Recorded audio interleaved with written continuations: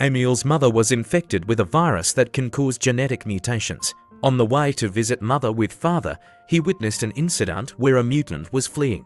A mutant Birdman injured a security guard and ended up right in front of him. However, the Birdman didn't harm him and quickly fled. After that, the father and son arrived at the mutant asylum. The room was filled with family photos, trying to evoke the patient's memories.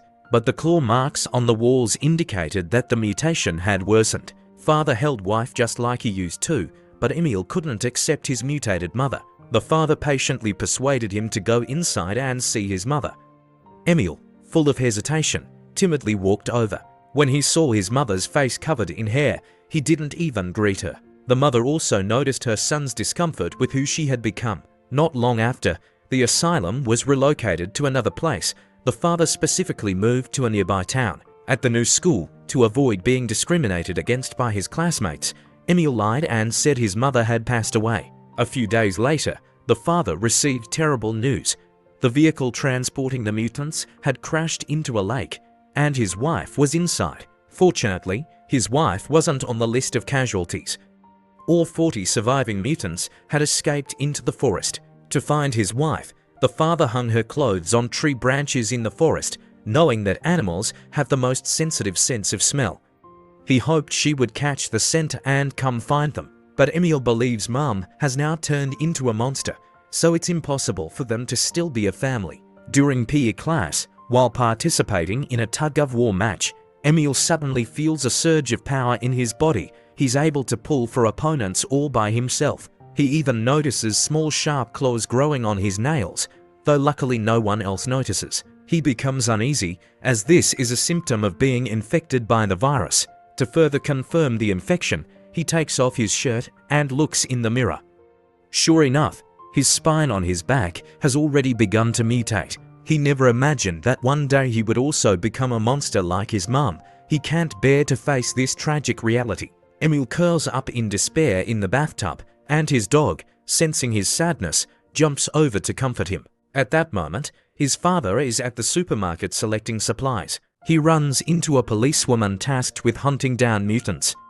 She informs him that the police are no longer handling the search, it's now in the hands of the military. Just then, someone at the supermarket spots mutant, and the man thinks it might be his wife. An octopus-like mutant, driven by hunger, is discovered stealing seafood. The man also notices a pangolin boy hiding under one of the shelves. Seeing the boy's frightened expression, he decides to stay quiet.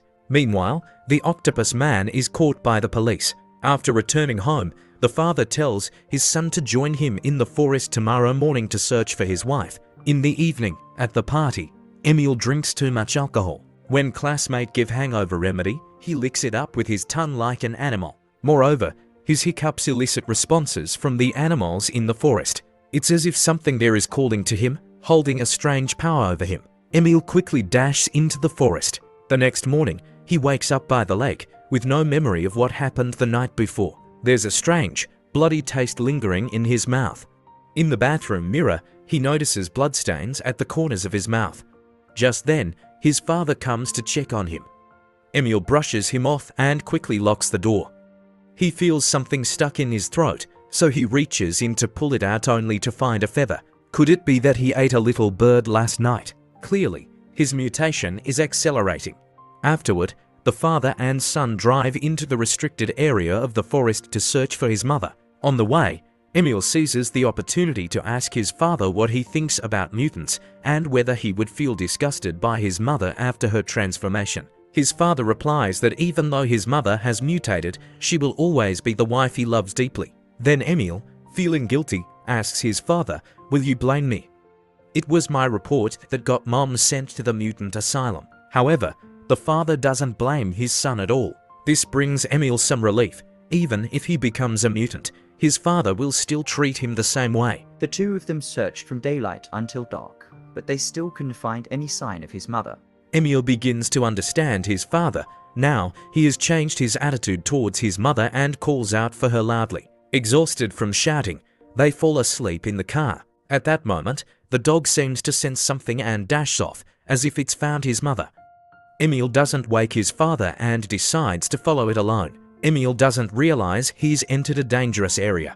Suddenly, a birdman swoops down and knocks him to the ground, sinking its sharp claws into his skin. The birdman seems to recognize that Emil is infected and that they've met before. At that moment, his father rushes over, using a wooden stick to drive the birdman away, and quickly takes his son to safety. On their way back, they encounter the police, who inform them that a nearby ranch has been attacked by mutants. His father takes him to a clinic to have his wounds treated. After returning home, Emil felt a tremendous change in his body. The taste of blood seemed delicious, and even faint sounds could irritate him, making him uneasy. He couldn't even ride his favorite bicycle anymore. Now, his favorite activity was going to the lake to catch fish with his bare hands. Nothing made him happier than this, and the thought of a hearty meal thrilled him even more. That day, he arrived at the birdman's territory with fish in hand, only to stumble upon it practicing its flight. Each attempt at flight ended in failure, leaving its body covered in wounds. Emil took out the fish. The birdman was already starving.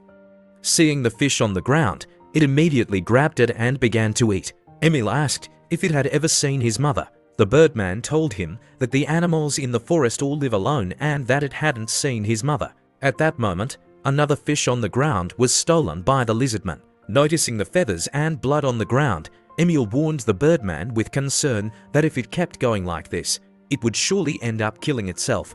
Then he led it to the lakeside, suggesting it practice flying there, where it would be much safer. To prevent any branches in the water from hurting the birdman, Emil dashed into the river, tossing aside every branch that might cause harm. Seeing this, the birdman felt somewhat moved. Meanwhile, in the restaurant's backyard, Emil's father noticed signs that a dress had been moved. At that moment, a sea lion woman appeared behind him without him noticing. It pinned him to the ground. Meanwhile, Emil's father spotted the figure of his mutated wife nearby. He couldn't break free, but fortunately, a neighbor came to his rescue. It turned out that the sea lion girl was the neighbor's sister. She had once been kept and fed in the yard, but now she had completely mutated, with her humanity slowly fading away. The man quickly ran into the forest, searching for his wife. Deep in the forest, he finally found his wife, but she could no longer speak. All she could do was roar, bidding her husband a final farewell. They were destined never to live together again. The man watched his wife's departing figure in a daze. He didn't try to stop her. The man's son, Emil, was also infected by the virus, and his condition was worsening rapidly. He would gradually transform into an animal too. What kind of animal he would become depended on the outcome of his genetic mutation. The birdman continued practicing his flight. Transforming from a human into a bird was no easy task. Repeated failures left it covered in wounds. As Emil helped him tend to his wounds, the birdman angrily explained that the doctors at the shelter had performed reconstructive surgery on him, aiming to remove the beak that had started to grow on his nose to halt the mutation. Yet, his condition hadn't improved. Instead, he had endured even more pain. Emil felt sympathy for what he had gone through. That night, the father unexpectedly found his son's bicycle and discovered animal claws in the bathroom. In that moment, it seemed he had pieced everything together. He then confronted his son with the evidence, asking, "Is this yours?" When his son didn't admit it, the father brought out the bicycle, challenging him to ride it to prove himself. Emil knew he could no longer ride a bicycle. He looked at his father in terror and then turned to flee. His father quickly stepped forward, tackling him to the ground and holding him tightly. The father would never send his son to the mutation treatment center. His wife hadn't been cured there. Instead, she had suffered even more. He taught his son more disguise techniques to help him evade the police outside. For instance, he instructed him to trim his nails regularly, wear earplugs to ease the discomfort from his heightened sensitivity to sound, and use depilatory cream to remove any animal hair that began to grow. After school that day, Emil went to the forest to visit the birdman. By this time, the birdman had evolved to the point where he could no longer speak, but his avian abilities had become even more powerful. He jumped down, and fortunately, after constant training, the birdman finally mastered the ability to fly. Seeing the birdman's success, Emil couldn't help but feel a sense of pride for him. When Emil returned home, his father was very angry because he had forgotten his instructions to trim nails. Sure enough, a classmate accidentally noticed something unusual about him and brought a device that emitted high-frequency sound waves, wanting to test Emil. Unable to withstand the sound waves, Emil slapped his classmate, leaving scratch marks on his face. He then ran into the cornfield. The police quickly arrived at the scene after receiving a report. Because the mutated Emil had attacked a human, they were armed with shotguns, searching for him. Just as they were about to pull the trigger, the Birdman appeared in time, tossing the hunter aside. Then the Birdman began helping Emil escape.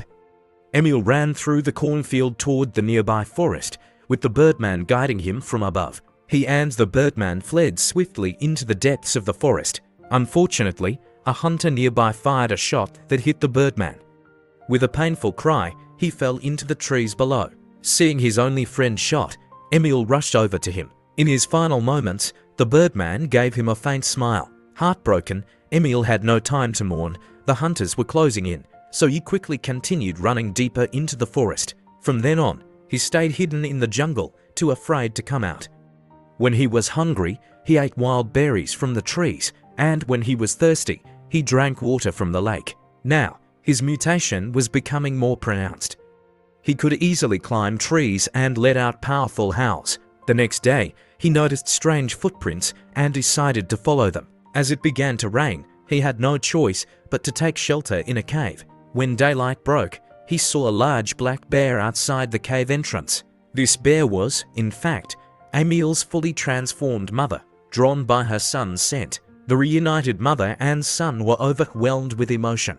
Knowing they could not live together, the mother ultimately made the painful decision to leave. Emil unknowingly arrived at a gathering place for animals. There were half-beast men with pig noses, mutated pythons, large sea lions, and slender bamboo monsters. He also encountered a cute lizard boy. This place was a strange animal world, filled with creatures transformed from humans. Just then, a few smoke grenades were thrown from afar, shattering the peace of this animal sanctuary. The government had deployed troops, ready to eliminate the mutants once and for all. They mistook Emil for a young boy who had wandered into the jungle and took him to safety. Later, his father arrived at the police station to take him home, but Emil could no longer sign his name on the release form, and other signs of mutation also caught the attention of the police. His father shoved the police officer aside, quickly stamped the release form, and managed to leave with Emil. Then, as they drove toward the forest, Emil excitedly told his father that he had seen his mother. In the car, they reminisced about many happy memories from the past. Soon, several police cars began following them. Saddened, Emil asked his father, "Will you come visit me often at the shelter?" His father replied firmly, "You won't be going to the shelter." The car crashed through the no entry sign. His father opened the car door and urged his son to leave this place. With tears in his eyes, the father watched as his son walked into the forest. The story of this movie comes to an end here. Thank you for watching.